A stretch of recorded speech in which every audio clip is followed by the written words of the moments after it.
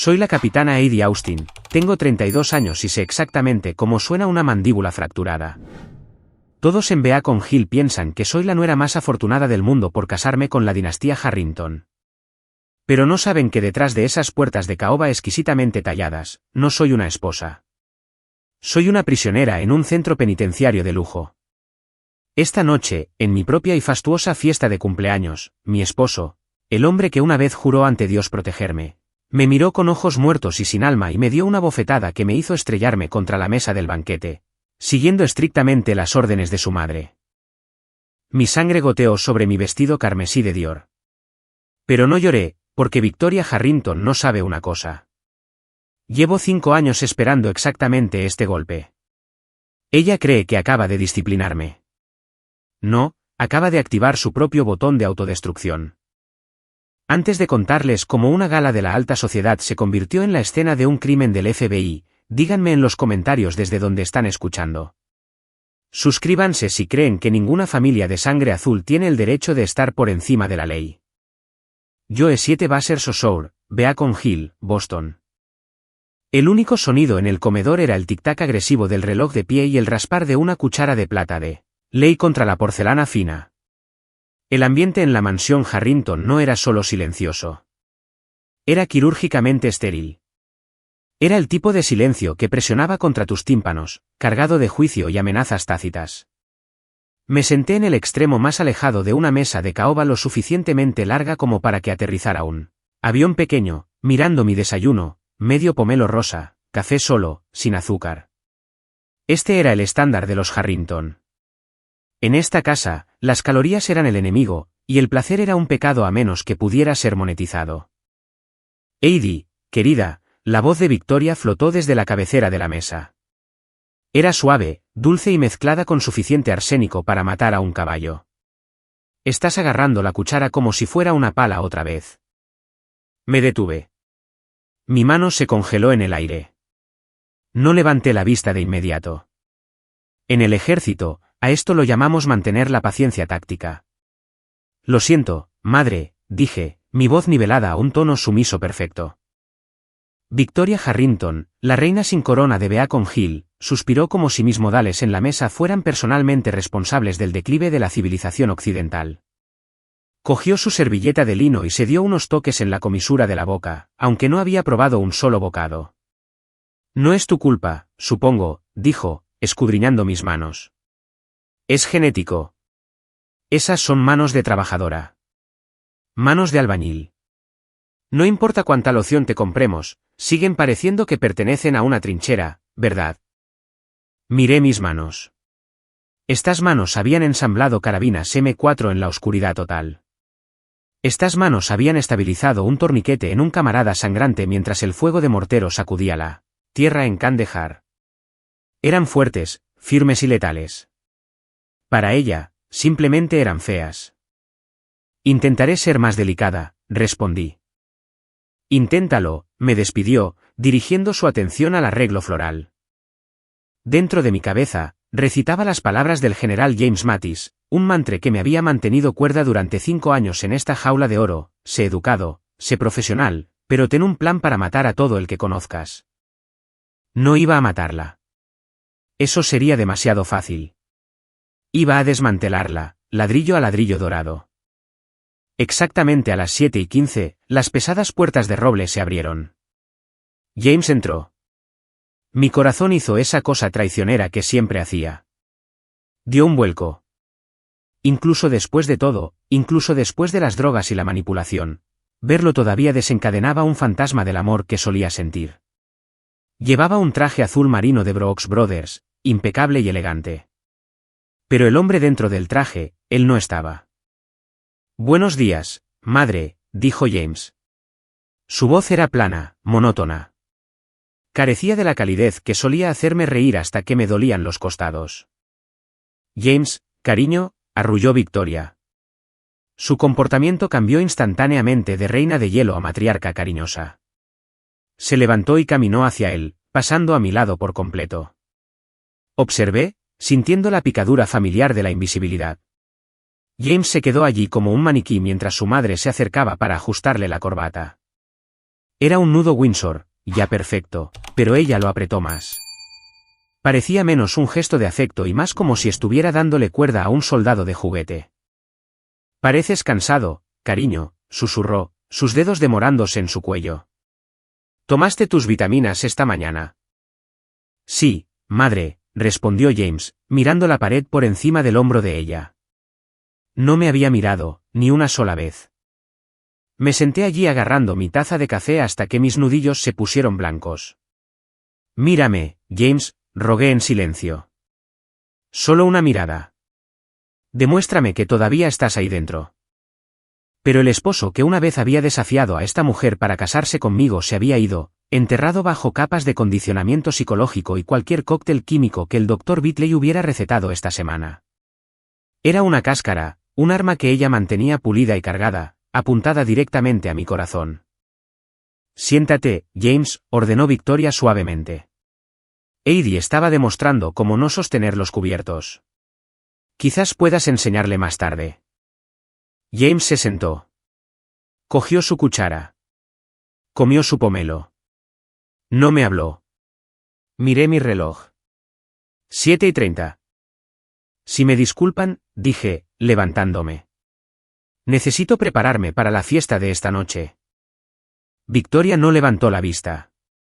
Ponte algo que te cubra los brazos, Heidi. No queremos que la gente piense que te pegamos. E intenta parecer menos militar. Es una gala, no un despliegue. Sí, madre. Salí del comedor con la espalda recta. Mis tacones resonaban en el suelo de mármol, una cadencia constante y rítmica. Izquierda, derecha, izquierda, derecha. Contuve la respiración hasta que llegué al segundo piso, navegué por el laberinto de pasillos y entré en la suite principal. No me detuve en el dormitorio. Entré directamente en el vestidor, un espacio más grande que el apartamento en el que crecí. Hileras de vestidos de diseñador que odiaba colgaban como cadáveres en bolsas de plástico.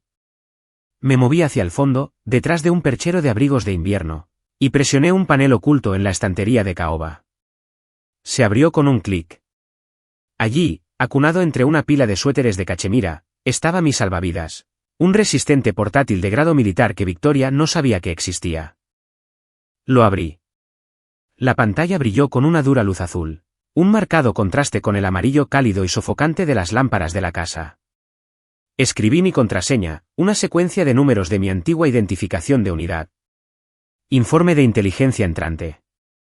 Mis ojos escanearon el correo electrónico encriptado de mi contacto en la CIA. Asunto, desembolso del fondo fiduciario. Estado, activo. Plazo, los fondos se desbloquean en 12 horas. Solté un aliento que no sabía qué estaba conteniendo. 12 horas. 5 años de humillación. 5 años comiendo pomelo y tragando insultos. 5 años viendo al hombre que amo desvanecerse en una niebla gris. Todo se reducía a esto. El fideicomiso familiar Harrington requería que James estuviera casado y estable hasta su 35º cumpleaños para acceder a los activos principales. Activos que Victoria había estado drenando ilegalmente durante años. Esta noche, el dinero se transferiría legalmente a James. Y como yo tenía un poder notarial, escondido en una pila de documentos que James firmó durante un raro momento de claridad hace 3 años, esta noche podía congelarlo todo. Pero necesitaba una cosa más. Necesitaba una razón para que el FBI irrumpiera en una residencia privada en Beacon Hill sin una orden judicial. Necesitaba circunstancias apremiantes. Necesitaba violencia. Cerré el portátil y lo escondí de nuevo. Me volví hacia el espejo de cuerpo entero al final del vestidor. Me quité la blusa de seda. Mi reflejo me devolvió la mirada. Parecía delgada, demasiado delgada para un soldado. Pero el músculo seguía ahí, enroscado y tenso. Giré mi brazo, mirando el interior de mi muñeca. Había un moretón allí, viejo, amarillento, desvaneciéndose en la piel pálida. Un regalo de despedida de la gentil guía de Victoria la semana pasada, cuando me agarró demasiado fuerte para evitar que hablara con un vecino. Tracé el moretón con mi dedo. Palpitaba ligeramente, un dolor sordo que me anclaba a la realidad. No era solo una herida, era combustible. Solo un día más, le susurré al reflejo. Mis ojos, generalmente de un cálido azul, me devolvieron la mirada con la fría precisión de la mira de un francotirador. Solo un día más y quemo toda esta casa. Esta noche, no solo sería la hermosa esposa. Esta noche, iba a entrar en combate, y la primera víctima sería su arrogancia. Alcancé el estuche de maquillaje en el tocador, pero mi mano se detuvo sobre el corrector. Por un segundo, un recuerdo brilló. Un fantasma de un tiempo antes del silencio, antes del miedo. Un recuerdo de estas mismas manos, no magulladas, sino sostenidas suavemente por alguien que prometió nunca soltarlas. Cerré los ojos, dejando que el pasado me inundara por un momento, necesitando recordar por qué entré en esta trampa en primer lugar. Mi dedo se detuvo en el moretón amarillento de mi muñeca. Palpitaba bajo las duras luces del vestidor, un dolor sordo y rítmico. Pero extrañamente, no era el dolor lo que me oprimía el pecho. Era el recuerdo de un toque diferente, un toque de hace 5 años. Antes de los moretones, antes del silencio. Cerré los ojos, y el olor a naftalina y cedro en el vestidor se desvaneció. De repente, estaba de vuelta en el salón de baile del Fairmont Capri Plaza. Era la recaudación de fondos anual para veteranos. Tenía 27 años, recién llegada de un despliegue, vistiendo mi uniforme de gala azul. En un mar de smokines negros y vestidos de seda de diseñador, desentonaba por completo. Sentí los ojos de la élite de Boston sobre mí, juzgando, evaluando, descartando. Disculpe. Una mujer con un collar de diamantes del tamaño de un candelabro se había burlado, chocando conmigo. La consigna está cerca de la entrada, querida. El personal no debería mezclarse. Había abierto la boca para corregirla, para decirle que era capitana del ejército de los Estados Unidos, no la chica de la consigna, pero una mano tocó suavemente mi codo. De hecho, interrumpió una cálida voz de barítono, ella está conmigo, y creo que tiene un rango superior al de todos en esta sala, incluyendo a mi madre. Me giré y lo vi. James Harrington. No era la cáscara vacía de un hombre que estaba abajo comiendo pomelo en ese momento. Era vibrante. Sus ojos, de un penetrante tono avellana, estaban vivos con picardía y calidez. Sostenía un vaso de whisky en una mano y me ofreció la otra. Soy James, dijo, mostrando una sonrisa que me debilitó las rodillas. Y actualmente estoy planeando mi escape de este zoológico. ¿Quieres unirte a mí? Esa noche, nos sentamos en la escalera de incendios del hotel, comiendo canapés robados y hablando hasta las 3 de la mañana. Me dijo que odiaba el negocio familiar. Odiaba las apariencias. Quería abrir un estudio de arquitectura, restaurar viejas casas de piedra rojiza, construir algo real. Me miraba como si yo fuera el oxígeno que había estado anhelando toda su vida. Asfixian a la gente, Heidi, me había advertido, su expresión seria por un momento. Mi madre, ella consume a la gente. Pero contigo, siento que finalmente puedo respirar. Le creí. Me enamoré del hombre que quería ser libre. Pero no sabía que la libertad era lo único que Victoria Harrington nunca permitiría. El cambio no ocurrió de la noche a la mañana. Fue un avance lento e insidioso, como moho negro creciendo detrás del papel pintado. 6 meses después de nuestra boda, comenzaron los dolores de cabeza. James llegaba a casa de las oficinas del fideicomiso Harrington pálido y tembloroso. Se volvió irritable, luego confundido. Olvidó nuestro aniversario. Olvidó cómo conducir al supermercado. Luego vino la pérdida de la función ejecutiva. Victoria descendió sobre nuestro hogar conyugal como un buitre que divisa un cadáver. Trajo al doctor Thomas Bitley con ella, un amigo de la familia y un médico a domicilio que cobraba $5,000 solo por cruzar la puerta. Es la maldición de los Harrington, me había susurrado Victoria en el pasillo, secándose lágrimas falsas de los ojos. Su padre también la tuvo. Fragilidad de inicio temprano. Necesita descanso, Heidi. Necesita sus vitaminas. Y así aparecieron las pastillas. Pequeñas cápsulas azules, tabletas naranjas. Vitaminas, las llamaba ella. Yo era joven. Era ingenua. Quería ser una esposa comprensiva. Confié en los médicos. Confié en la familia. Hasta la noche de la tormenta eléctrica hace 3 años. Victoria y James habían ido a una gala a la que no fui invitada.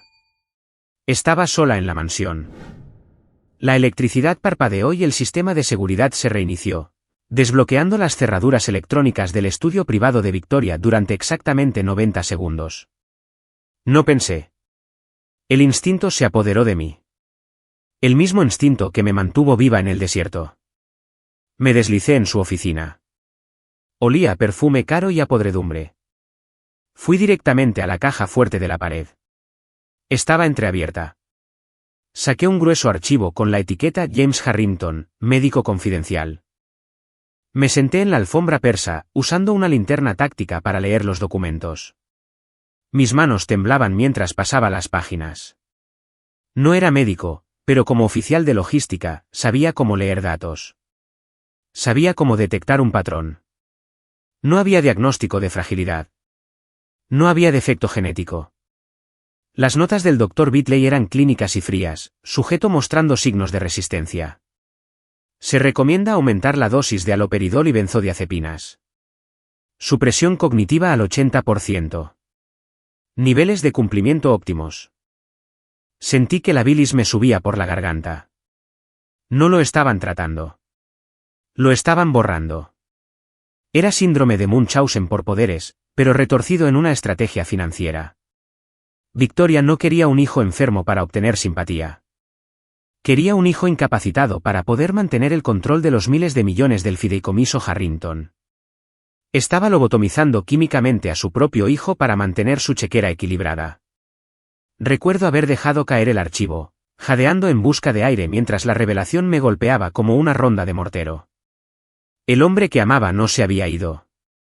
Estaba enterrado vivo bajo miligramos de cemento químico, atrapado dentro de su propio cuerpo, gritando por ayuda mientras su madre le ajustaba la corbata y le daba sopa. Si estuvieran en mi lugar, en esa oficina oscura, dándose cuenta de que su cónyuge estaba siendo drogado por su propia familia, ¿qué habrían hecho? ¿Correrían para salvarse o se quedarían en ese infierno para luchar? Pulsen el botón de me gusta si lucharían por la persona que aman. Comenten me quedo si incendiarían la casa con ellos dentro o me voy si saldrían con vida. Me puse de pie en el vestidor, volviendo bruscamente al presente. El reflejo en el espejo me devolvió la mirada. Toqué el cristal frío. Esa noche, hace 3 años, había hecho una maleta. Tenía la mano en el pomo de la puerta. Iba a correr. Iba a huir a una base en Alemania y nunca mirar atrás. Pero entonces vi a James durmiendo en nuestra cama. Se movió en sueños, con el ceño fruncido como si luchara contra una pesadilla de la que no podía despertar. Me había defendido cuando nadie más lo hizo. Me había mirado y había visto a una persona, no a una sirvienta. No podía dejar atrás a un camarada caído. Esa es la primera regla de ser un soldado. No dejas a tu hermano detrás de las líneas enemigas. Así que, deshice la maleta. Me quedé. Jugué el papel de la nuera sumisa y estúpida. Dejé que me insultaran.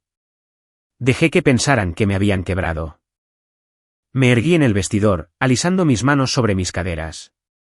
No te abandoné, James, le susurré a la habitación vacía. Y no me voy esta noche. Pero que Dios los ayude, porque he terminado de jugar a la defensiva. Me acerqué de nuevo a la estantería. Era hora de vestirse. No con el harapo beige que Victoria envió, sino con una armadura de mi propia elección.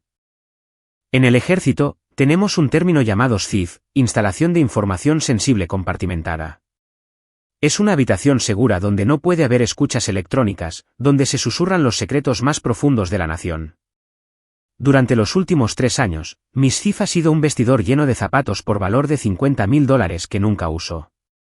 Me senté con las piernas cruzadas en la alfombra de felpa, con el panel oculto abierto.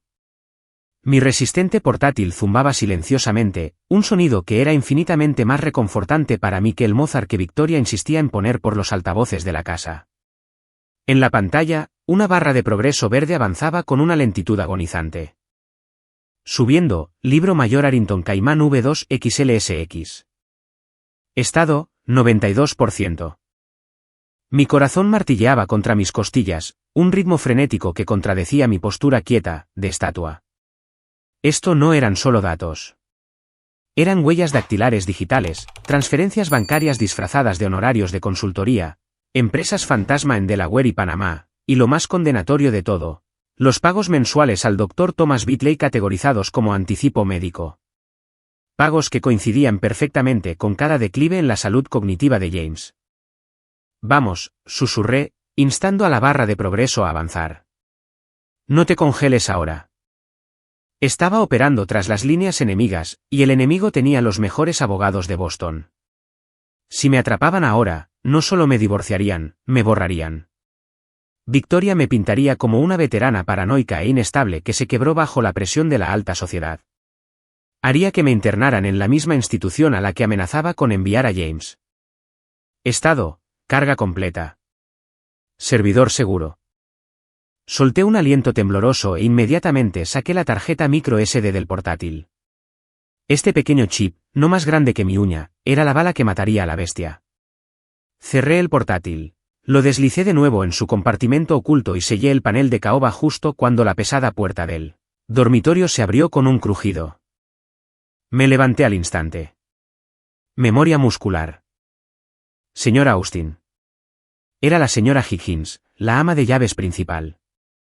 Llevaba 30 años con los Harrington y me miraba con el mismo desdén que uno podría reservar para una mancha en una alfombra de seda. Para ella, yo era dinero nuevo, o peor, sin dinero.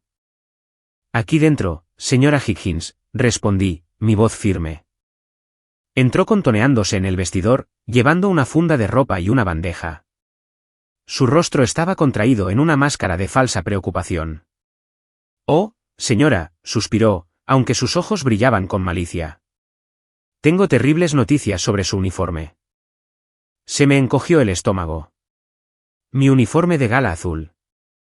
Sí, parece que hubo un accidente en la lavandería. Señaló la funda de ropa.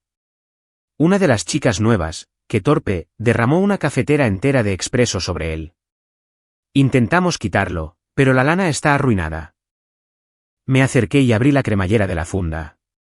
La chaqueta azul oscuro, adornada con mi insignia de rango y las cintas que había ganado con sudor y sangre en el polvo afgano, estaba empapada en un desastre marrón y pegajoso.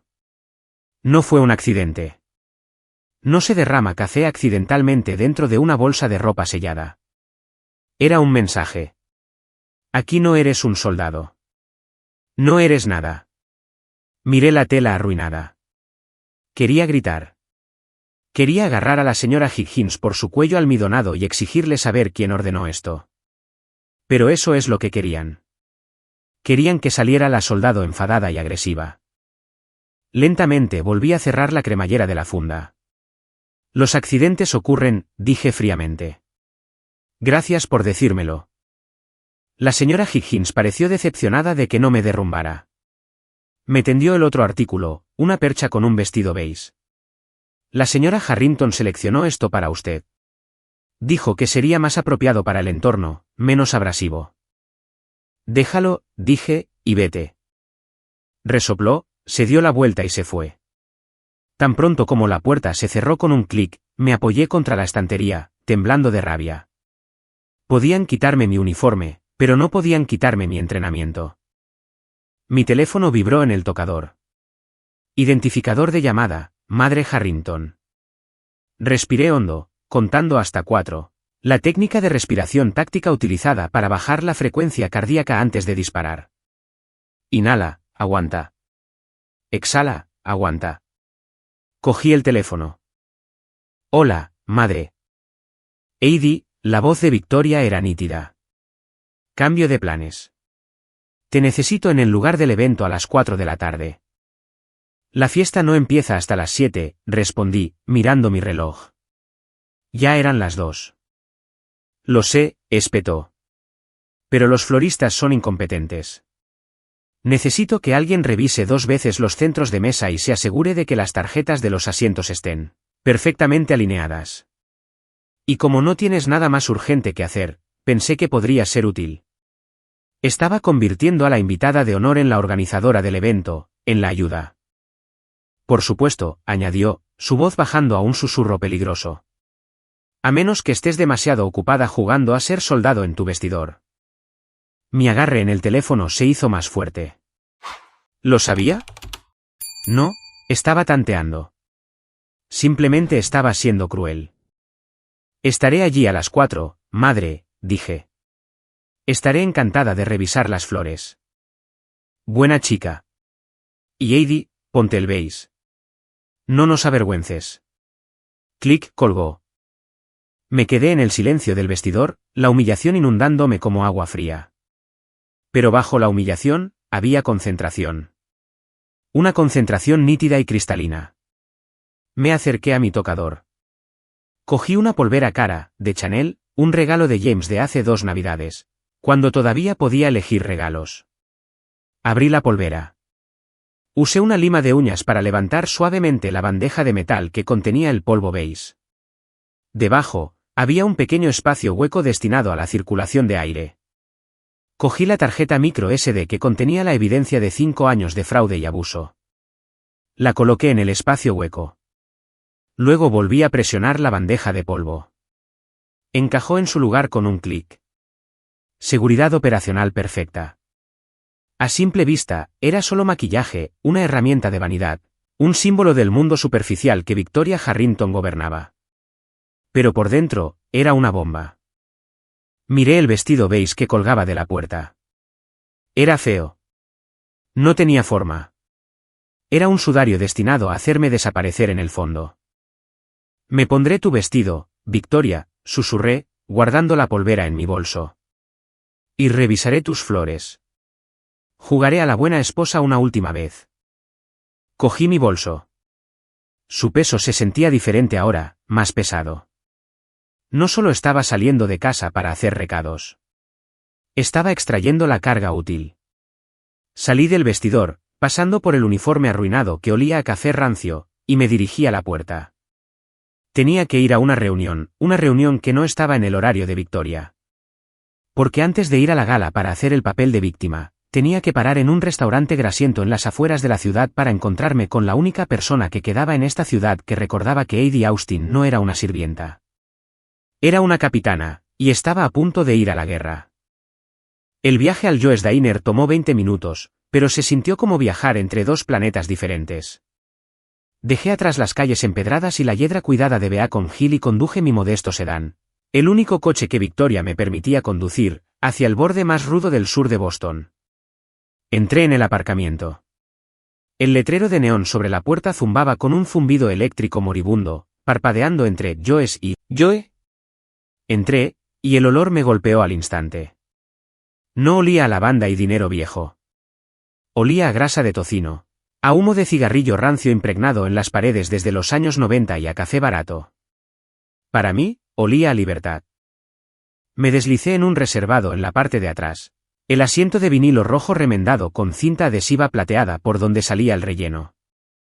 ¿Qué te pongo, cariño?, preguntó una camarera con un peinado alto y una etiqueta con el nombre Doris, mientras hacía explotar su chicle. Café solo, dije. Y un trozo de tarta de cereza. ¿Caliente? Lo tienes. Cuando llegó la tarta, no la comí delicadamente. No me preocupé por sostener el tenedor como una pala. Le di un bocado, el relleno azucarado y ácido explotó en mi boca. Era comida reconfortante, algo prohibido en la casa de los Harrington, donde el azúcar era tratado como un narcótico de clase A. La campana sobre la puerta tintineó. Un hombre entró. Llevaba una chaqueta Carhartt descolorida y una gorra de los Red Sox calada hasta las cejas. Parecía un obrero de la construcción o un camionero, que era exactamente la idea. Se deslizó en el reservado frente a mí. Capitana, asintió. Agente Miller, respondí, tomando un sorbo del café amargo y aguado. Agente especial David Miller, CIA. Habíamos servido en la misma fuerza de tarea en Kandahar. Él era el hombre que me había sacado de un Humvee en llamas cuando un artefacto explosivo improvisado destruyó nuestro convoy. Era la única persona en la Tierra que conocía el alcance total de mi misión. Te ves fatal, Austin, dijo Miller, sus ojos escudriñando mi rostro con escrutinio profesional. No estaba siendo grosero. Estaba evaluando los daños. Te está matando de hambre, ¿verdad? Estoy bien, Dave, dije. Metí la mano en mi bolso y saqué la polvera de Chanel. La deslicé sobre la pegajosa mesa de laminado. Miller la cubrió con su mano grande y áspera. No la abrió. Conocía el procedimiento. El libro de contabilidad está ahí dentro, dije, mi voz baja. Cuentas en el extranjero, los sobornos al médico, la malversación del fondo fiduciario.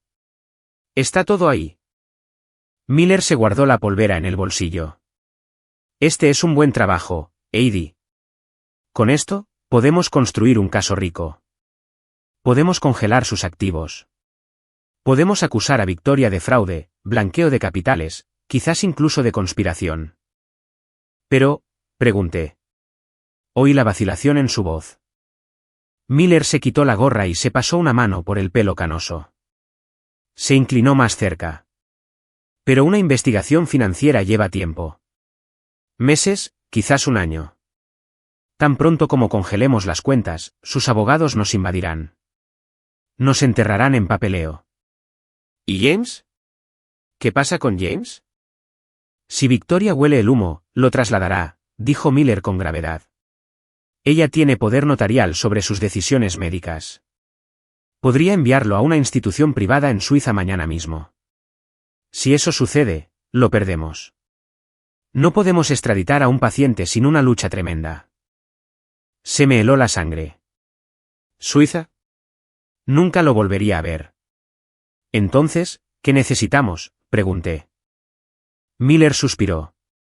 Miró sus manos, luego se estiró sobre la mesa. Cubrió mi mano con la suya. Su piel era áspera, callosa y cálida. No era el agarre controlador de Victoria, ni el toque flácido y drogado de James. Era el apretón de manos de un hermano, un salvavidas. ¿Estás bien?, preguntó suavemente. ¿De verdad? Miré nuestras manos. Durante 5 años, no me habían tocado con genuina amabilidad. Sentí que se me formaba un nudo en la garganta, una peligrosa grieta en mi armadura. Me lo tragué. Estoy sobreviviendo, susurré. Dime el plan, Dave. Miller apretó mi mano, luego la retiró. Su rostro se endureció. Volvió al modo agente. Necesitamos circunstancias apremiantes, dijo. Necesitamos una razón para derribar esa puerta esta noche sin una orden judicial, sin esperar a un juez el lunes por la mañana. Causa probable, asentí. Más que eso, necesitamos una amenaza activa para la vida o la integridad física, dijo Miller. Si tenemos causa probable de que un agente federal, tú, está siendo agredido o retenido contra su voluntad, podemos entrar. Podemos arrestar a todos en el lugar. Podemos poner a James bajo custodia protectora inmediatamente como testigo. Lo entendí de inmediato. El silencio se extendió entre nosotros, pesado y denso. ¿Quieres que deje que me peguen?, declaré. No quiero que hagas nada, gruñó Miller, con la mandíbula apretada. Odio este plan. Pero si entras ahí y solo presentas la evidencia financiera, se reirán y llamarán a sus abogados. Pero si James o Victoria, si te golpean. Agresión a un agente federal. Es un delito grave, terminé. Arresto inmediato. Sin fianza durante 24 horas. Miller parecía dolido. Heidi, no tienes que hacer esto. Podemos encontrar otra manera. No hay otra manera.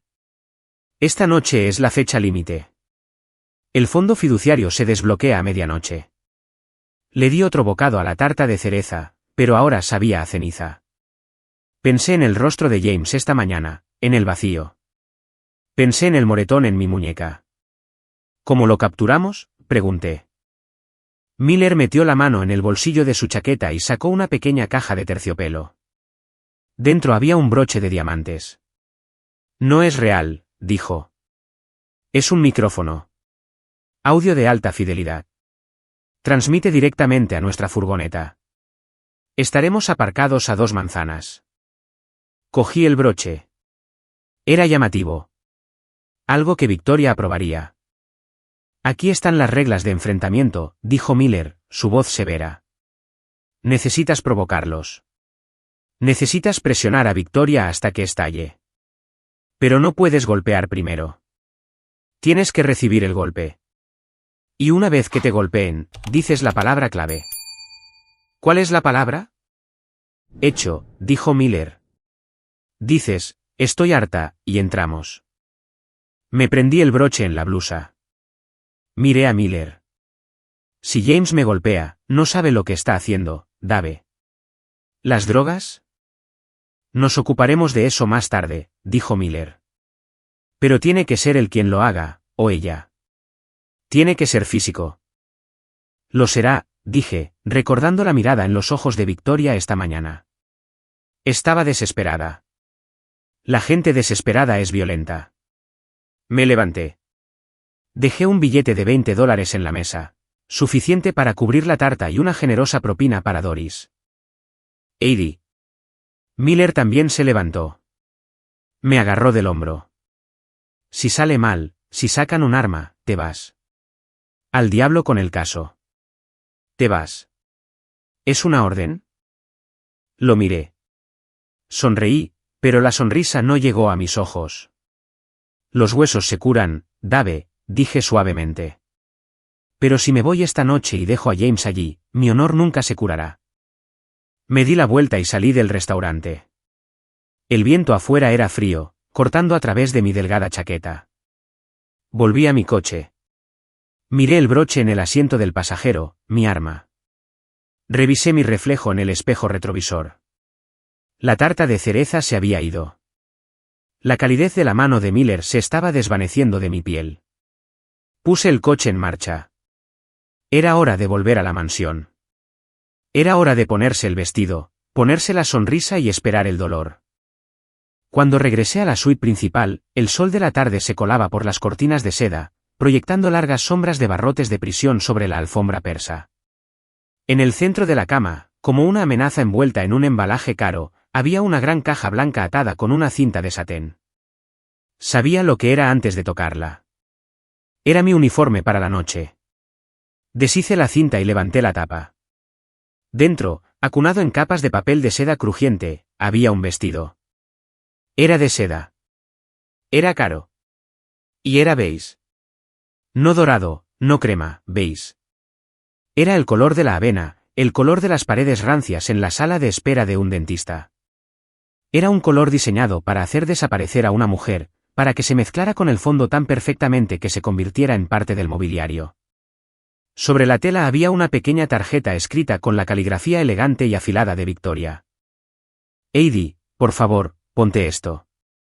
El escote es modesto como se discutió. Intenta parecer un poco menos común de lo habitual esta noche. Tenemos senadores asistiendo. Común. Esa era su palabra favorita para mí. Era una forma educada de Boston de decir basura blanca. Era un recordatorio de que mientras ella nació en fondos fiduciarios y casas de verano en Martha's Vineyard, yo nací de un mecánico y una maestra de escuela en Ohio. Miré el vestido. No era solo una prenda de vestir. Era un bozal. Quería que me quedara en un rincón, invisible y silenciosa, mientras ella exhibía a James como un pony de premio. Sentí un calor subir por mi pecho. No el lento ardor del resentimiento, sino el fuego repentino de la adrenalina de combate. Me acerqué a mi mesa de costura en la esquina de la habitación. Cogí mis pesadas tijeras de sastre de acero. Estaban frías y pesadas en mi mano. Volví a la cama. No dudé. No pensé en el precio, que probablemente era más de lo que mi padre ganaba en un mes. Corte. Las cuchillas de acero cortaron la delicada seda beige con un crujido satisfactorio. Corte. Rasgadura. Corté el modesto escote por la mitad. Rajé el dobladillo. Destruí el símbolo de mi sumisión. Dejé los restos hechos jirones del vestido en la cama. Un montón de trapos caros. Vaya, le susurré a la habitación vacía. Fallo de vestuario. Me dirigí al fondo de mi vestidor. Pasé las hileras de ropa sensata y apagada que Victoria aprobaba.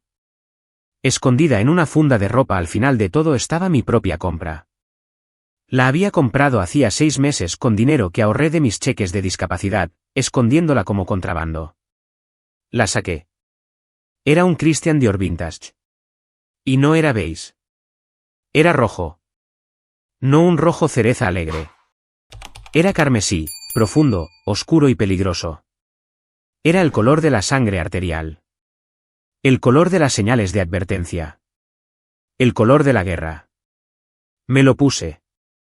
La seda se ajustó a mi cuerpo como una segunda piel, resaltando el músculo que tanto me había costado construir, la fuerza por la que Victoria intentaba avergonzarme. El escote se hundía lo suficiente para ser atrevido, lo suficiente para decir, soy una mujer, no una niña. Me paré frente al espejo de cuerpo entero. La transformación fue sorprendente. La esposa cansada y derrotada se había ido. La que me devolvía la mirada era la capitana Eddie Austin. Alcancé el broche de diamantes que el agente Miller me había dado, el micrófono. Lo prendí en el tirante izquierdo del vestido, justo sobre mi corazón. Mis manos temblaban ligeramente, no por miedo, sino por la magnitud de lo que estaba a punto de hacer. Cerré los ojos y susurré el versículo que nuestro capellán nos había leído antes de nuestra primera patrulla en el Valle de Korengal: pónganse toda la armadura de Dios para que puedan hacer frente a las artimañas del diablo. Efesios 6 y 11. Este vestido era mi armadura. Este broche era mi arma. Y la verdad era mi escudo. Estoy lista, dije en voz alta. Cogí mi bolso de mano que contenía la polvera con los datos robados y abrí la puerta del dormitorio. James me estaba esperando en el pasillo. Estaba vestido con un smoking negro, luciendo devastadoramente guapo. Por un segundo, solo un segundo, la niebla en sus ojos pareció disiparse. Levantó la vista cuando salí, y su respiración se entrecortó. Sus ojos se abrieron de par en par. Me escaneó desde el dobladillo del vestido rojo hasta mi rostro. No había confusión en su mirada, solo un repentino e intenso destello de reconocimiento. Era la mirada que solía darme cuando entraba en una habitación, una mirada de pura adoración y deseo. Eddie, suspiró, su voz quebrándose. Dio un paso hacia mí, su mano extendiéndose. ¿Te ves? ¿Te ves como el fuego? Mi corazón dio un salto. Está ahí dentro. ¿Me ve? James, susurré, acercándome a él. Pero antes de que nuestros dedos pudieran tocarse, él se estremeció. Un espasmo de dolor cruzó su rostro. Se agarró las sienes, cerrando los ojos con fuerza como si le hubieran clavado un picayelo en el cráneo. ¿James?, pregunté, alarmada. Mi cabeza, gimió, tambaleándose. Demasiado brillante, demasiado ruidoso. Me quedé helada. Era el condicionamiento. Victoria y el Dr. Bitley lo habían programado bien. Cualquier emoción fuerte, excitación, ira, emoción, desencadenaba una migraña. Era una correa química diseñada para mantenerlo dócil. Si sentía algo demasiado intenso por mí, era castigado por su propio sistema nervioso. Bajó las manos. La luz en sus ojos se había ido. La adoración fue reemplazada por un vacío opaco y vidrioso. Madre está esperando, dijo robóticamente. No deberíamos llegar tarde. Se dio la vuelta y caminó hacia las escaleras, dejándome allí de pie con las manos aún extendidas. Bajé el brazo. El dolor amenazó con doblar mis rodillas, pero las bloqueé. Asegúralo, Austin. Llora después. Lucha ahora. Lo seguí por la gran escalera. El personal de la casa detuvo su limpieza para mirar. La señora Higgins dejó caer un plumero cuando vio el vestido rojo. Su boca se abrió con horror. Sostuve su mirada hasta que ella apartó la vista. La puerta principal se abrió. El fresco aire de la noche de Boston entró de golpe.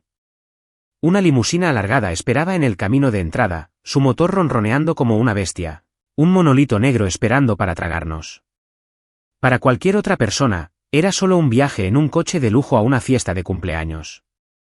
Pero mientras bajaba los escalones de piedra, mis tacones resonando como disparos en el pavimento, no me sentía como una socialité.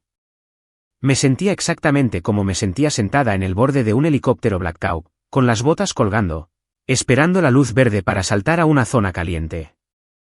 El viento agitaba el dobladillo de mi vestido rojo alrededor de mis piernas. Subí a la parte trasera de la limusina y me senté frente a James. La puerta se cerró de golpe, sellándonos dentro.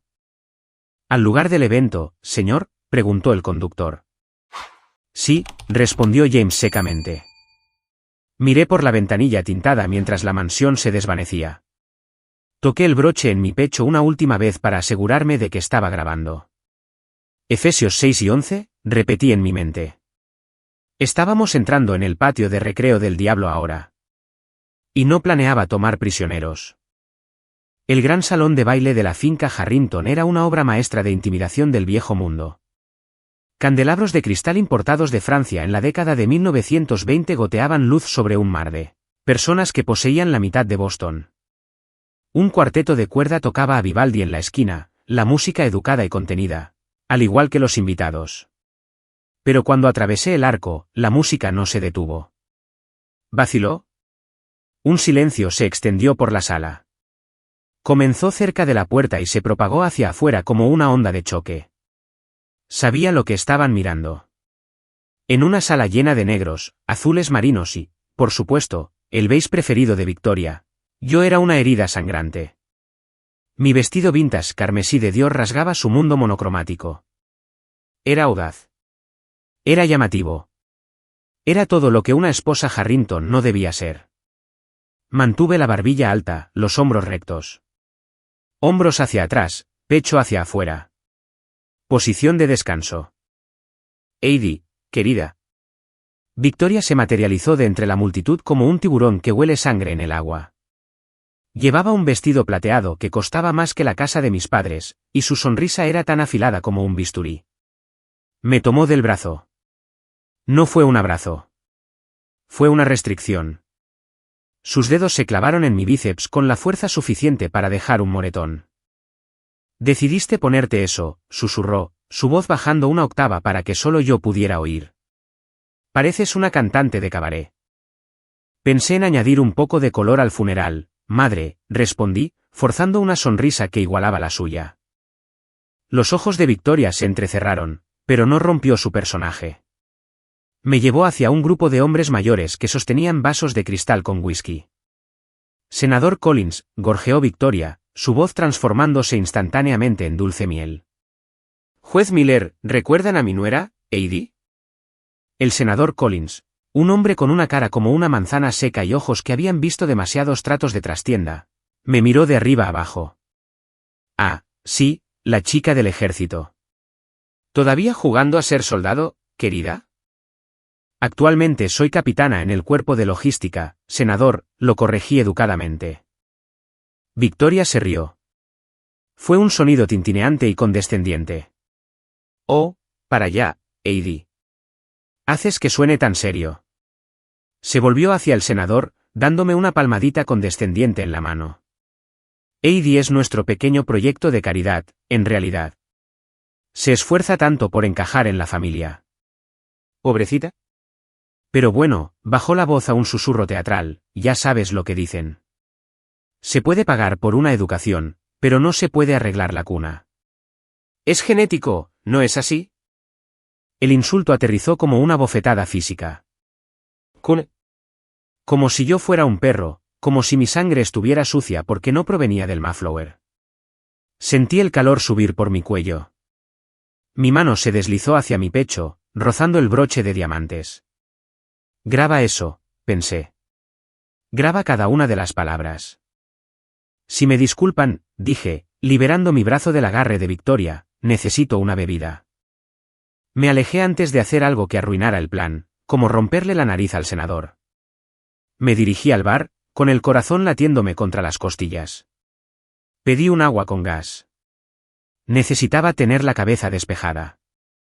Se le ve mal esta noche, ¿verdad? Me quedé helada. Un aliento pesado y cargado de alcohol golpeó mi oído. Me giré para ver al doctor Thomas Bitley de pie, demasiado cerca. Tenía los ojos inyectados en sangre y agitaba un vaso de ginebra. Aléjate de mí, Thomas, dije. Está temblando, se burló Bitley, mirando al otro lado de la habitación a James, que estaba de pie junto a la chimenea, mirando las llamas. Sus niveles de cortisol están por las nubes. ¿Lo molestaste, Heidi? ¿Intentaste hacerle recordar de nuevo? Estoy intentando salvarlo de ti, sí sé. Bitley se rió entre dientes. Se inclinó, su voz goteando malicia. Si su presión arterial sube más esta noche, tendré que aumentar la dosis de sedante. Y a ese nivel, bueno, el daño cerebral se vuelve permanente. ¿No quieres un vegetal por marido, verdad? O tal vez sí. Más fácil de manejar. Agarré mi vaso con tanta fuerza que pensé que se haría añicos. Agresión a un agente federal. Ese era el objetivo. Pero en este momento, quería cometer un asesinato. La cena está servida, anunció el mayordomo, salvando a Bitley de un golpe en la garganta. Me dirigí hacia la mesa del comedor. Era un enorme tramo de caoba de 30 pies de largo, dispuesto con plata de herencia y centros de mesa florales que probablemente costaron $5.000 cada uno. James tomó su lugar en la cabecera de la mesa. Se veía guapo pero vacío. Un rey hecho de cera. Victoria se sentó a su derecha. Caminé hacia el asiento a su izquierda, el asiento de la esposa. «Oh no, querida», gritó Victoria desde el otro lado de la habitación. Su voz sonó claramente, deteniéndome en seco. «¿Ahí no?» La charla en la sala se detuvo. Todos los ojos se volvieron hacia mí. «Tenemos al gobernador sentado ahí esta noche», dijo Victoria, sonriendo dulcemente. «Te hemos puesto al final, junto a la tía Margaret. Ya sabes cómo le encanta contarte sus historias de tejido». Señaló el extremo más alejado de la mesa, el pie de la mesa, junto a la puerta batiente de la cocina. Era el asiento reservado para los niños o los deshonrados. El mensaje era claro. No eres su esposa. No eres uno de nosotros. Eres la ayuda. Miré a James. Estaba mirando su plato, jugueteando con la servilleta de lino. No levantó la vista. No me defendió. No podía. Recorrí la longitud de la mesa. Se sintió como caminar por el pasillo de la muerte. Podía sentir la lástima y la diversión que irradiaban los invitados. Miren a la pobre soldadita. Miren cómo no pertenece. Me senté junto a la tía Margaret, que ya estaba dormida sobre su sopa. Los camareros comenzaron a circular, colocando platos de langosta termidor frente a los invitados. El olor a mantequilla rica y coñac llenó el aire, empalagosamente dulce. Miré mi reloj debajo de la mesa. 12:05. Era pasada la medianoche. El fondo fiduciario estaba legalmente desbloqueado. El dinero estaba allí. La trampa estaba puesta. Ahora solo necesitaba el gatillo. Miré a lo largo de la mesa. A 30 pies de distancia, Victoria se reía de algo que decía el gobernador. Se veía radiante, triunfante. Creía que había ganado. Creía que había puesto a la plebeya en su lugar. Sé que muchos de ustedes que escuchan ahora mismo se han sentado en una mesa como esta. Quizás no con senadores, sino con gente que los hizo sentir pequeños. Gente que los invitó solo para recordarles que no pertenecían. Si alguna vez han sido el extraño en su propia familia, si alguna vez han tenido que tragarse su orgullo solo para sobrevivir a una cena, pulsen ese botón de me gusta, ahora mismo. Comenten te veo abajo para que sepa que no estoy sola en esta mesa. Respiré hondo. Volví a tocar el broche. Te veo, Victoria. De repente, la risa en la cabecera de la mesa cesó. Victoria se giró. Ya no miraba al gobernador. Estaba mirando a James. Y luego me miró a mí. Incluso a 30 pies de distancia, vi el cambio. Sus ojos se volvieron fríos. Fríos como la muerte. Había decidido. La humillación no era suficiente. Me quería fuera permanentemente. Se inclinó cerca de James. Puso su mano sobre su hombro, en un punto específico cerca del cuello, un punto de presión, un ancla. Vi sus labios moverse. No pude oír las palabras, pero conocía la cadencia. Era una orden. Hazlo. Se echó hacia atrás y asintió con la cabeza hacia mí. James dejó de juguetear con su servilleta. Su cabeza se levantó de golpe. A través de la luz de las velas, el cristal, las flores y las mentiras, sus ojos se clavaron en los míos. Pero ya no eran los ojos avellana de James. Las pupilas estaban muy dilatadas, tragándose el iris. Eran agujeros negros. No había reconocimiento, ni amor, ni vacilación. Solo había la misión. Empujó su silla hacia atrás. El chirrido de la madera contra el suelo resonó como un disparo en la silenciosa habitación. Se levantó. Se giró hacia mí y comenzó a caminar. Clink, clink, clink. El sonido de una cuchara de plata golpeando contra una copa de champán de cristal cortó los murmullos del salón de baile como la bala de un francotirador. Era un sonido delicado, refinado y educado, pero para mis oídos, sonaba como el sonido de amartillar una escopeta. Victoria Harrington se puso de pie en la cabecera de la mesa. Sostenía su copa en alto, capturando la luz de los candelabros. Parecía en todo momento la matriarca benévola, pero yo veía al tiburón bajo la superficie. Si pudiera tener la atención de todos, arrulló, su voz amplificada por el repentino y aterrorizado silencio de la sala. Me senté en el extremo más alejado de la mesa, con las manos cruzadas en mi regazo. Mi ritmo cardíaco estaba aumentando. 100 latidos por minuto. 110. Esta noche, continuó Victoria, sus ojos recorriendo a los senadores y jueces, no solo celebramos un cumpleaños. Celebramos el futuro del legado Harrington. Hizo una pausa para darle un efecto dramático. No me miró. Todavía no. Como muchos de ustedes saben, mi hijo James entra en posesión de su herencia completa a medianoche. Y como madre, mi único deber es protegerlo. Proteger a esta familia dejó la palabra suspendida en el aire, cargada de implicaciones, de aquellos que buscarían explotar su naturaleza generosa. De los depredadores, los cazafortunas que se abren camino a nuestro mundo. Ahora me miró. No fue una mirada sutil. Fue un foco de atención. Todas las cabezas en la sala se giraron hacia el final de la mesa. Podía sentir su juicio presionando mi piel como un peso físico. Vieron a una mujer con un vestido rojo que no pertenecía.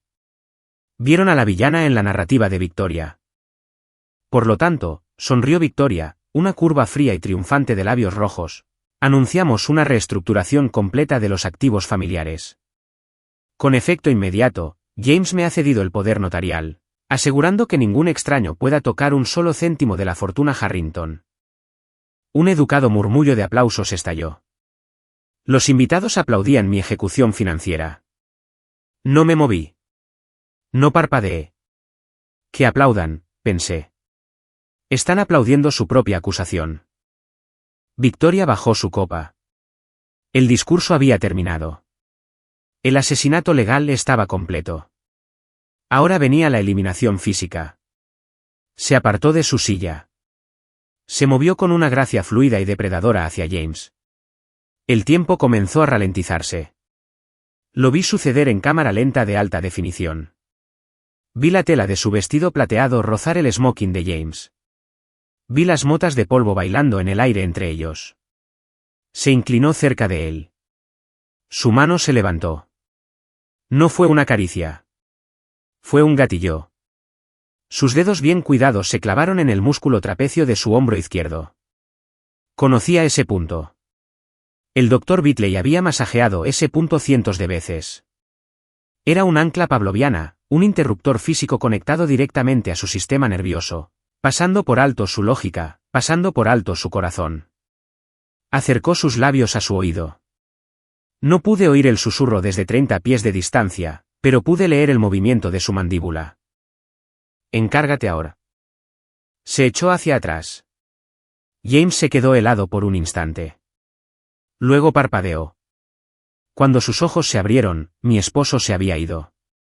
Desde el otro lado de la mesa, vi el cambio fisiológico. Fue aterrador. Sus pupilas se dilataron instantáneamente, tragándose los iris avellana hasta que sus ojos fueron dos pozos negros. Las venas de su cuello se hincharon mientras su presión arterial se disparaba, impulsada por el cóctel químico que inundaba sus venas. No estaba mirando a su esposa. Estaba mirando a una amenaza.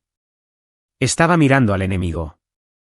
La silla raspó el suelo, un chirrido áspero y violento que hizo que la tía Margaret saltara en su sueño. James se levantó. Se giró hacia mí. La sala se quedó en silencio absoluto. Los aplausos murieron. El cuarteto de cuerda dejó de tocar. Incluso los camareros se congelaron, sosteniendo bandejas de langosta suspendidas en el aire. James comenzó a caminar. No caminaba con el paso suelto y fácil del hombre con el que me casé. Caminaba con el paso rígido y mecánico de un soldado marchando hacia el fuego.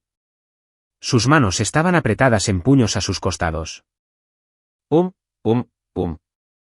Sus zapatos de vestir golpeaban el suelo de madera. Cada paso resonaba en mi pecho. 30 pies. Me levanté. Sentía las piernas pesadas, pero bloqueé las rodillas. Empujé la pesada silla de roble hacia atrás. 20 pies. Los invitados sentados entre nosotros se apartaron del camino. El senador Collins derramó su whisky. Una mujer con perlas jadeó y retiró su silla, creando un camino ancho y despejado para James. ¿Eran cobardes? Todos ellos. Vieron a un hombre, obviamente drogado, obviamente agresivo, marchando hacia una mujer, y ninguno de ellos se levantó. Solo miraron. Era el efecto espectador en su forma más pura y fea. Querían ver el accidente de coche. 10 pies. Mi instinto de supervivencia, perfeccionado por años de entrenamiento militar, me gritaba. Amenaza detectada. Ejecutar maniobra defensiva. Bloquear, golpear, golpe en la garganta, neutralizar. Mis músculos se tensaron. Mi pie derecho se deslizó automáticamente hacia atrás en una postura de lucha. Podía derribarlo. Sabía que podía. Incluso con su ventaja de tamaño, estaba descoordinado, drogado. Una simple barrida de piernas, una llave de articulación, y estaría en el suelo. No, una voz dentro de mi cabeza ordenó. Retírate, soldado. Si contraatacaba, yo era la agresora. Si contraatacaba, Victoria presentaría esto como veterana inestable ataca a su esposo. Tenía que recibir el golpe. Forcé mi pie a volver a una posición neutral. Deshice mis puños. Respiración táctica. Hazlo ahora. Inhala. 2, 3, 4. Llené mis pulmones, oliendo el aroma de lirios caros y violencia inminente. Aguanta. 2, 3, 4.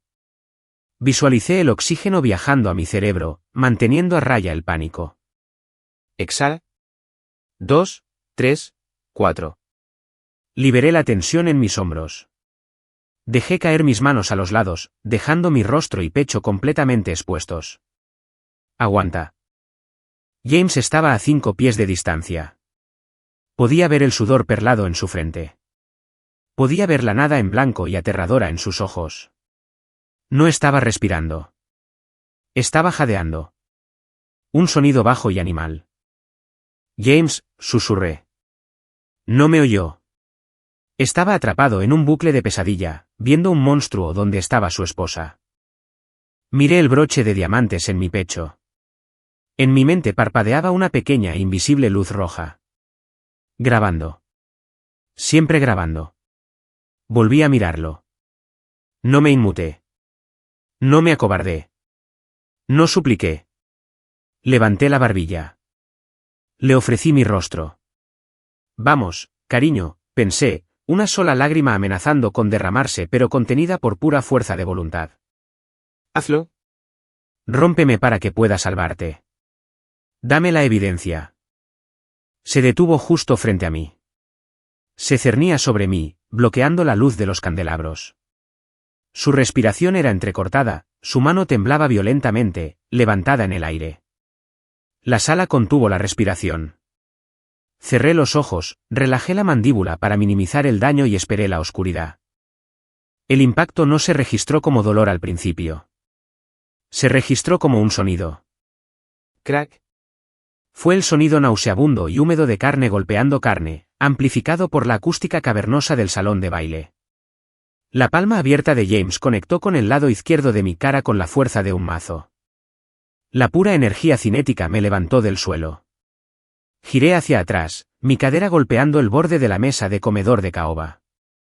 Me estrellé contra la vajilla.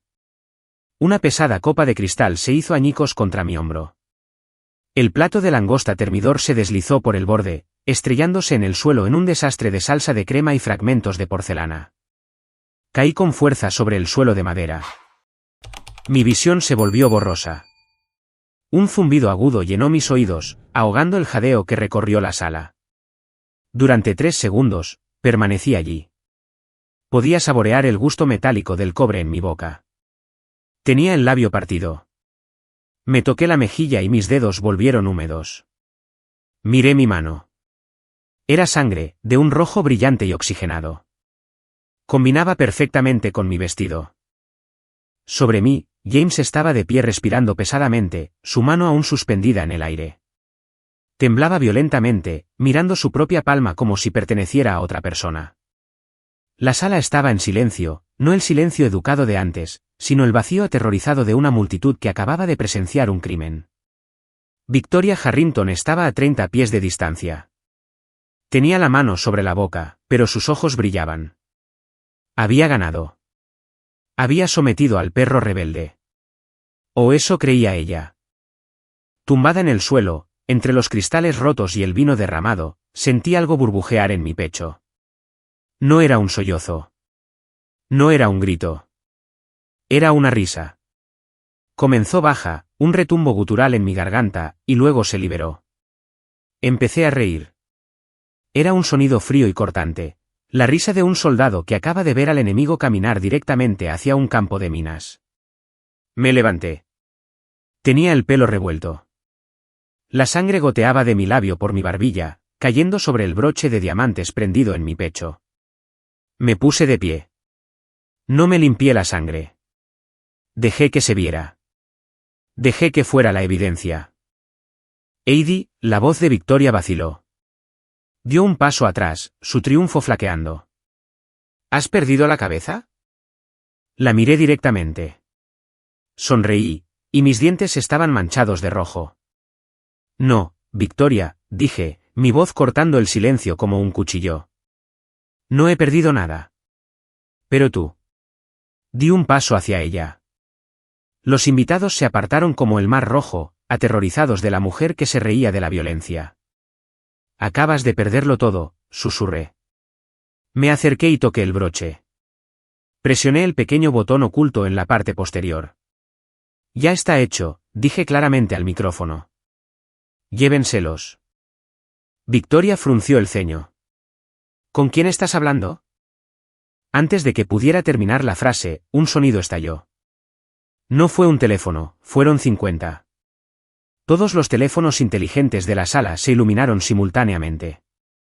El sonido discordante y estridente del sistema de alerta de emergencia llenó el salón de baile, una cacofonía digital que ahogó los gemidos de los invitados. El senador Collins sacó su teléfono del bolsillo. Su rostro palideció. Dios mío, susurró. ¿Qué es?, exigió Victoria, mirando a su alrededor frenéticamente. Apaguen eso.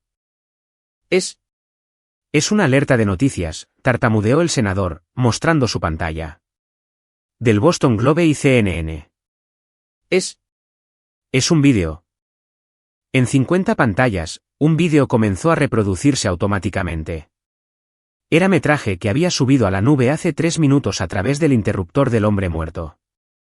Mostraba al Dr. Bitley inyectando antipsicóticos a un James inmovilizado. Mostraba a Victoria firmando documentos fiduciarios fraudulentos. Y el titular que se desplazaba por la parte inferior estaba en letras rojas y negritas: Última hora, la dinastía Harrington acusada de tortura, fraude y blanqueo de capitales. No, jadeó Victoria. Me miró, sus ojos muy abiertos con verdadero horror por primera vez. ¿Qué hiciste? Dije la verdad, dije. Y ahora, aquí viene la consecuencia. Crash. Las puertas dobles de roble de la entrada principal no solo se abrieron, explotaron hacia adentro. Astillas de madera volaron por el vestíbulo mientras un ariete destrozaba la cerradura. Agentes federales, rugió una voz, magnificada por un megáfono. ¡Al suelo! ¡Que nadie se mueva! El caos estalló. La sociedad educada de Boston se disolvió en pánico. Las mujeres gritaban y se tiraban al suelo. Los hombres en smoking levantaban las manos, acobardados. A través del humo y el polvo, un equipo de 12 oficiales tácticos entró en la sala. No llevaban smoking. Llevaban chalecos de Kevlar con las siglas FBI y Policía Militar. Sus botas tronaban en el suelo, un glorioso ritmo de justicia.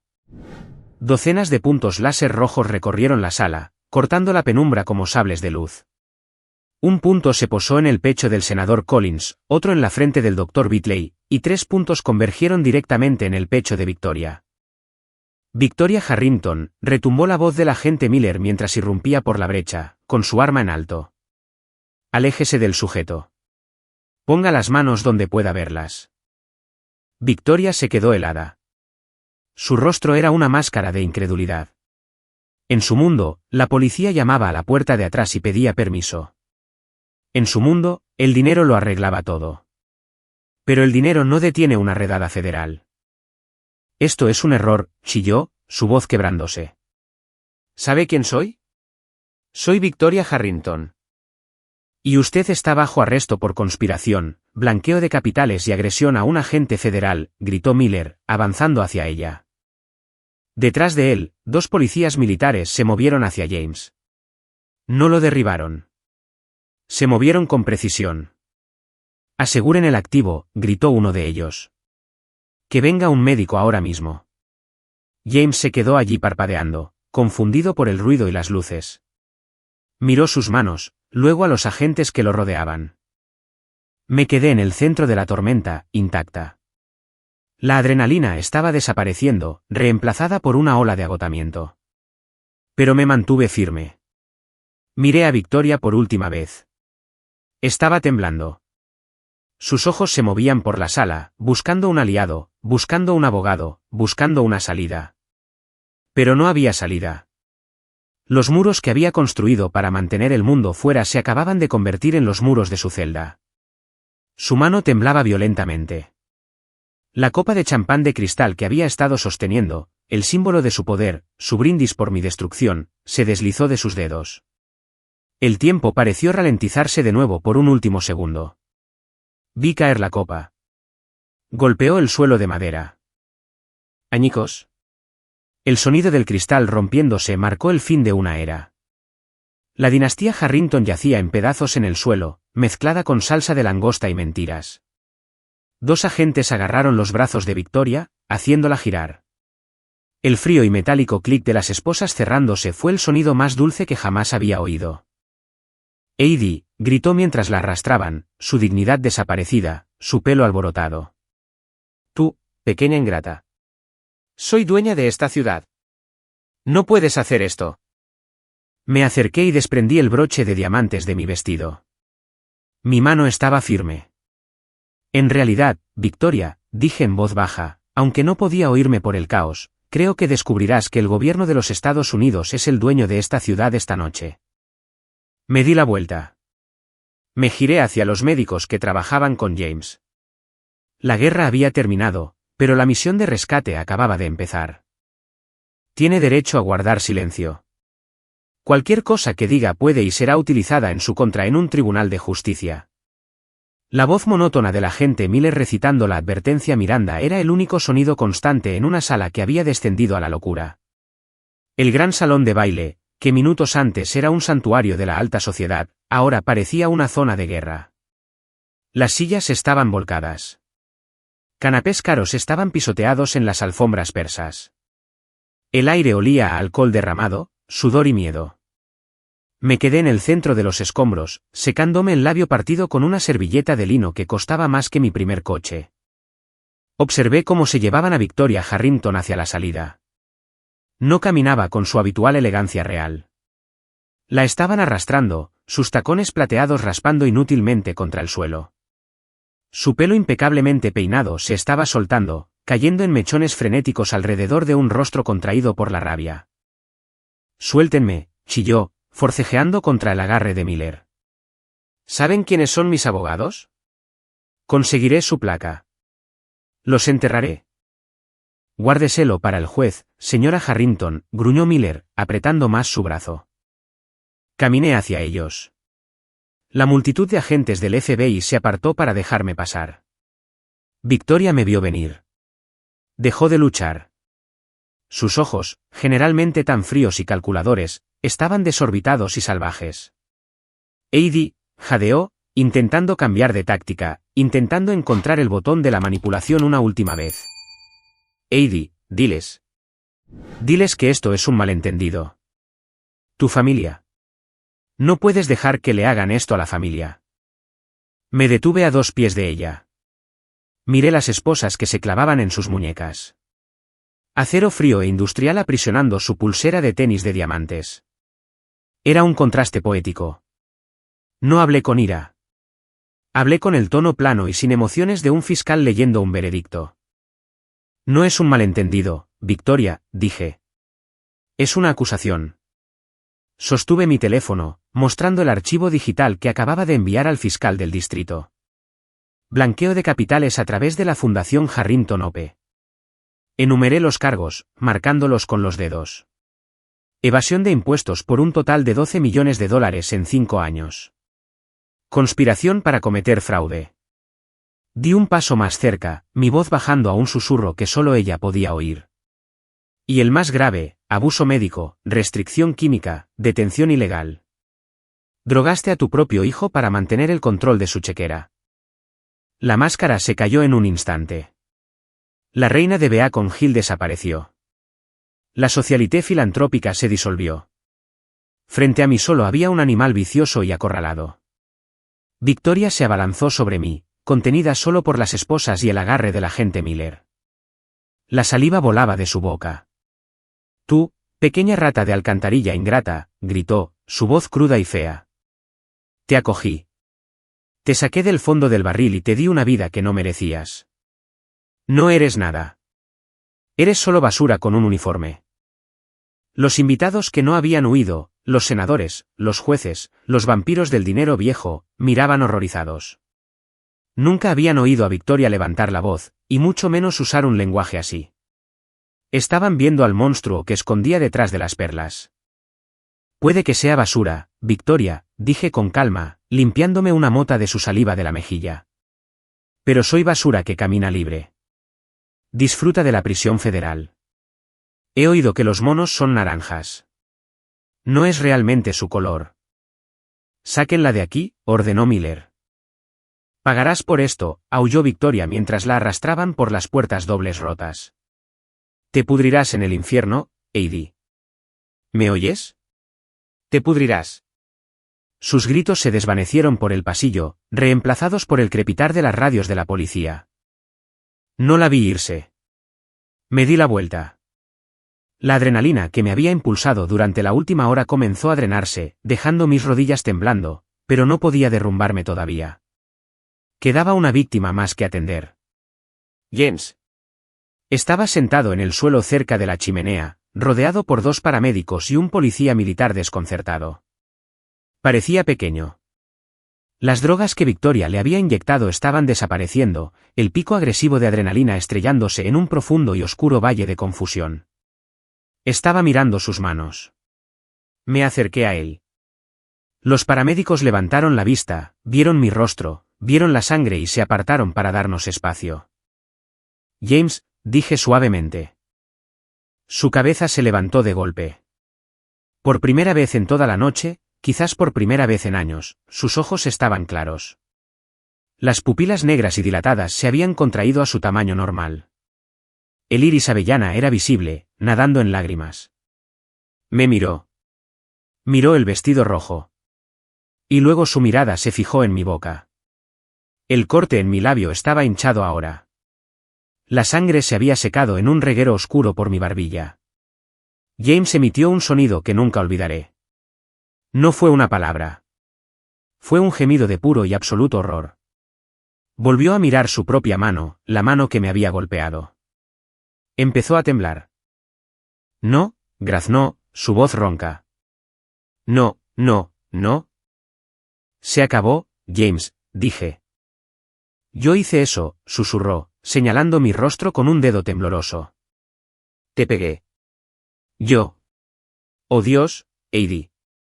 Se derrumbó hacia adelante. No solo lloró. Se rompió.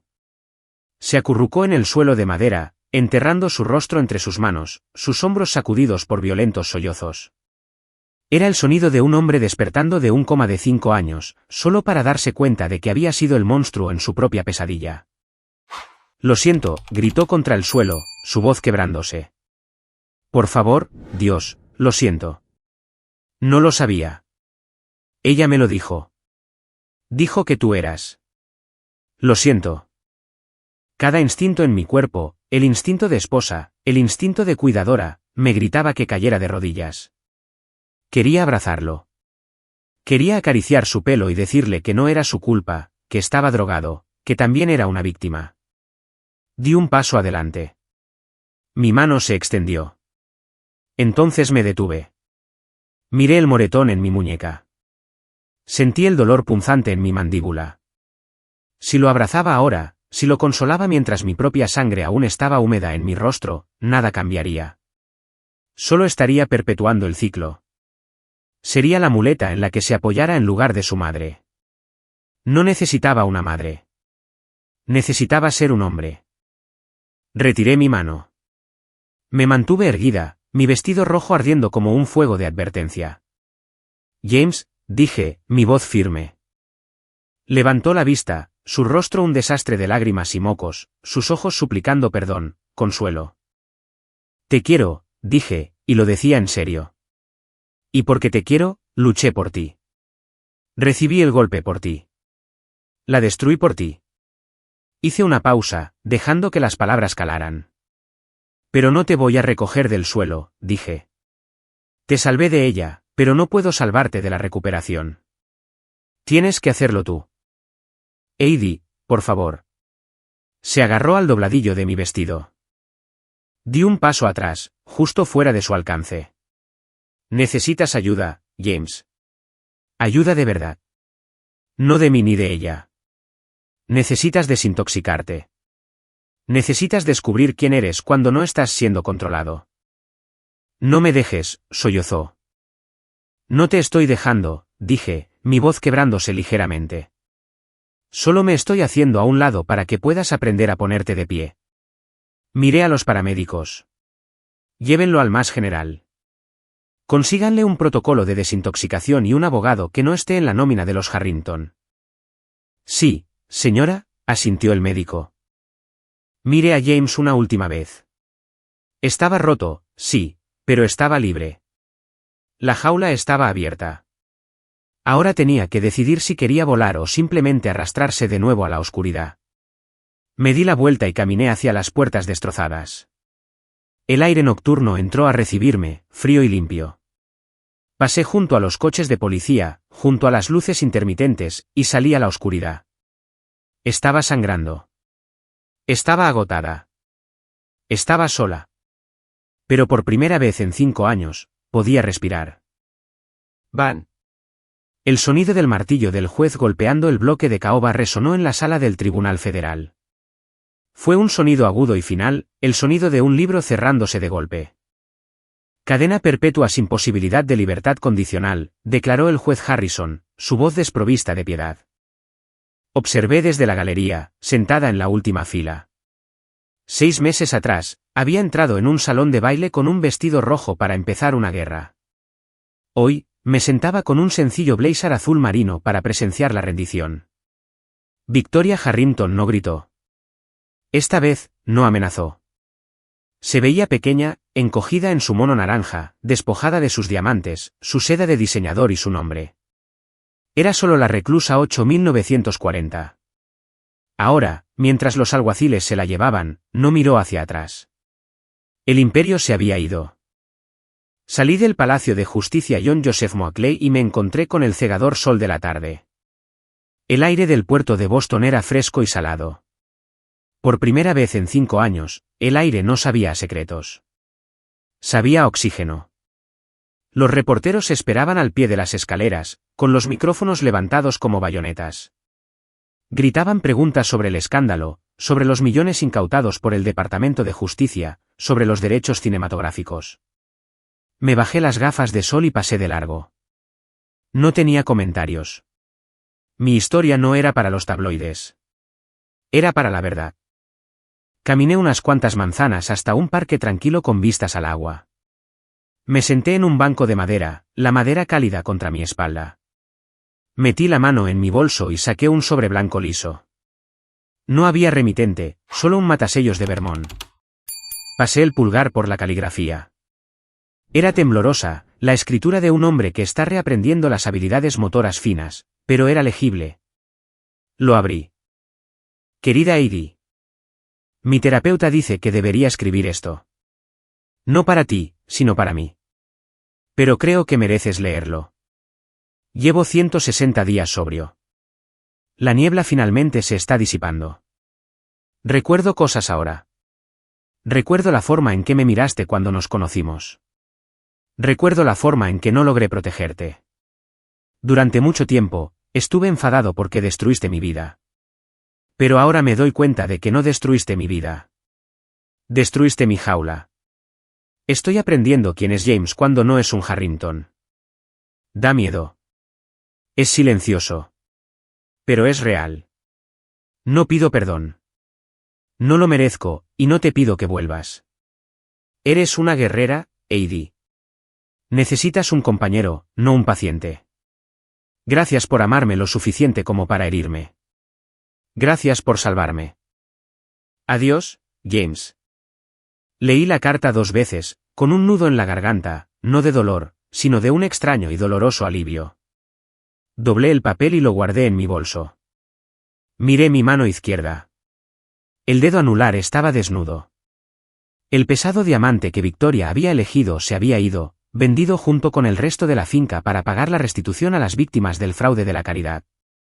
No lo echaba de menos. La marca del bronceado ya se estaba desvaneciendo. Me levanté y caminé hacia el distrito financiero. Tenía una reunión más hoy. Entré en la oficina con paredes de cristal de mi abogado. El agente Miller, ahora ascendido a subdirector, estaba sentado esperándome. Capitana Austin, sonrió Miller, levantándose para estrechar mi mano. ¿O es ahora civil Austin? Solo Heidi, le devolví la sonrisa. El papeleo está finalizado, dijo el abogado, deslizando un grueso documento sobre el escritorio. Bajo la ley de reclamaciones falsas, como denunciante en una demanda quitam, tiene derecho a un porcentaje de los activos recuperados. El gobierno ha incautado más de $200 millones de los fideicomisos ilegales de los Harrington.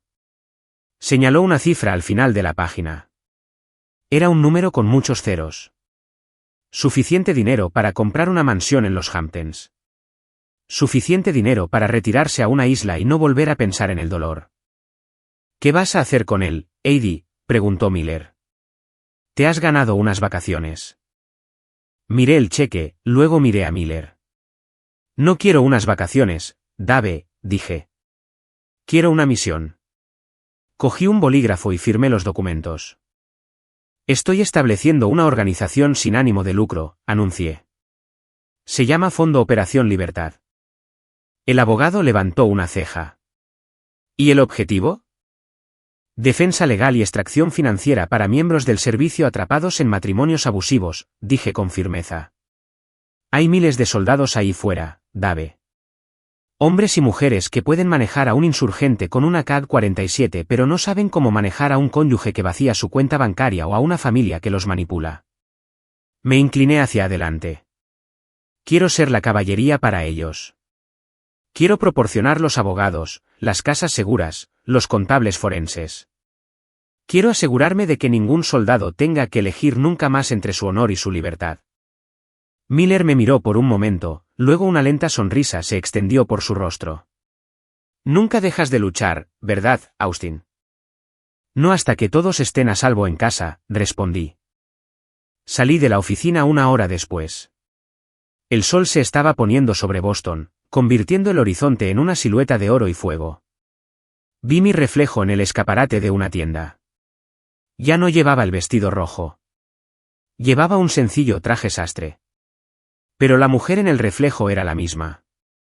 Sus hombros estaban erguidos. Su cabeza estaba alta. El moretón en su muñeca se había ido, curado sin dejar rastro. Pero la lección permanecía. Pensé en Eleanor Roosevelt. Era una mujer que sabía de deberes, de máscaras públicas y de dolor privado. Una vez dijo algo que se había convertido en mi mantra durante las noches más oscuras en esa mansión: una mujer es como una bolsita de té. Nunca sabes lo fuerte que es hasta que está en agua caliente. Victoria Harrington me había arrojado a agua hirviendo. Pensó que me disolvería. Pensó que sería débil, insípida y desechable. Se equivocó. El calor no me destruyó. Me preparó. Sacó la fuerza que no sabía que tenía. Me convirtió en algo potente, algo real. Respiré hondo, llenando mis pulmones con el fresco aire de la tarde. Había caminado por el infierno con un par de tacones altos, y había salido al otro lado, no solo viva, sino libre. Miré mi reloj. Eran las 6 horas. Hora de ir a trabajar. Sonreí, una sonrisa real y genuina que llegó hasta mis ojos, y avancé hacia el resto de mi vida. Este viaje no fue solo para derribar una dinastía corrupta o incautar millones de dólares. Fue sobre una batalla mucho más difícil: darme cuenta de que tu valor nunca se define por las personas que intentan hacerte sentir pequeño. Victoria intentó enterrarme, pero olvidó que yo era una semilla. Para cualquiera que esté escuchando y se sienta atrapado en este momento, ya sea por una relación tóxica, una familia controladora o sus propios miedos, por favor recuerden esto: el silencio no es paz, y la resistencia no es amor. Tienen una reserva de fuerza dentro de ustedes que ni siquiera han tocado todavía. No esperen a que un héroe derribe la puerta y lo rescate. Mírense al espejo. El héroe ya está allí. Solo necesitan darse permiso para luchar. Ahora, quiero pasarles el micrófono a ustedes.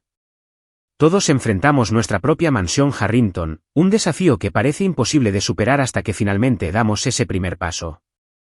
¿Cuál fue el momento de agua caliente en su vida que los obligó a volverse más fuertes de lo que nunca pensaron posible? Compartan su historia en los comentarios a continuación. Su valentía podría ser la señal de bengala exacta que alguien más necesita ver hoy. Si la lucha de Heidi por la libertad resonó con ustedes, por favor pulsen ese botón de me gusta y suscríbanse al canal. Juntos, podemos compartir más historias de justicia, resiliencia y el inquebrantable espíritu humano. Hasta la próxima, manténganse fuertes.